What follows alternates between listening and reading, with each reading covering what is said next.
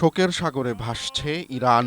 অবশেষে তেহরানে এসে পৌঁছেছে দেশটির প্রয়াত সর্বোচ্চ ধর্মীয় নেতা আয়াতুল্লাহ আলী খামেনির মরদেহ। ইমাম খামেনি হোসেনিয়া প্রাঙ্গণে তাকে শেষ শ্রদ্ধা জানাতে ঢল নেমেছে হাজারো মানুষের। গত ২৮শে ফেব্রুয়ারি যুক্তরাষ্ট্র ও ইসরায়েলের এক যৌথ বিমান হামলায় খামেনি নিহত হন।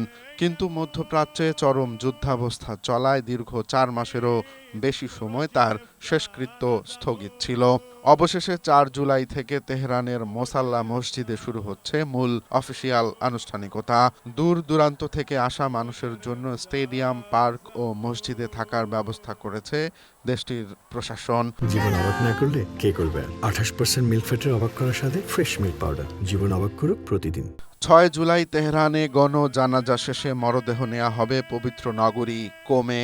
এরপর ৯ জুলাই মাসহাদের ইমাম রেজা মাজারে হবে দাফন। খামেনির এই শেষকৃত্যে পাকিস্তান, রাশিয়া, চীন ও ভারতসহ প্রায় ৯০টিরও বেশি দেশের প্রতিনিধিরা যোগ দিচ্ছেন বলে জানা গেছে।